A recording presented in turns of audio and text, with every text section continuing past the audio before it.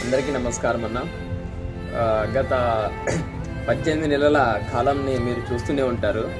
అమ్మిలినేని సురేంద్రబాబు గారు గెలిచిన తర్వాత మన నియోజకవర్గంలో ఏ విధంగా అభివృద్ధి జరుగుతుంది, ఏ విధంగా సొంత నిధులతో ఆయన చేస్తున్న అభివృద్ధి కానీ సేవా కార్యక్రమం కానీ మీరు అందరూ చూస్తుంటారు.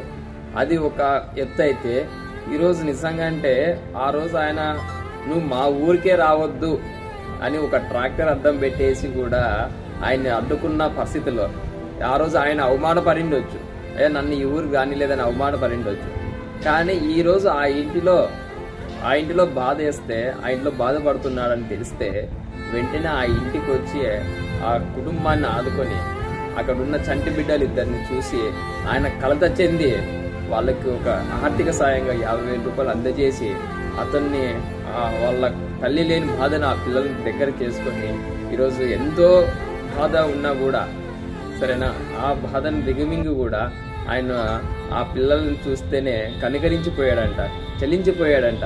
అరే ఈ పరిస్థితి ఎట్లా వచ్చింది అనే ఆలోచనతో ఆయన ఎన్టీఆర్ భరోసా నుంచి, ఎన్టీఆర్ ట్రస్ట్ వాళ్ళ నుంచి కూడా ఆ స్కూల్కి పిల్లల్ని పంపించడం కూడా జరుగుతుంది.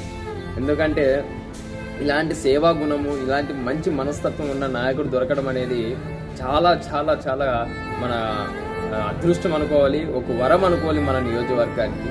ఒక పక్క రైతులకు కాలువ నీళ్ళు కానీ, ఇంకో పక్క పరిశ్రమలు కానీ తీసుకొస్తాం, యువత కోసం పరిశ్రమలు తీసుకోవడం కానీ మన నియోజకవర్గానికి గొప్ప వరంగా భావిస్తూ, సార్ మీరు మా నియోజకవర్గం వచ్చిందనుకు ముఖ్యంగా మీ యొక్క మంచి మనసుకు మా హృదయపూర్వక నమస్కారాలు, ధన్యవాదాలు.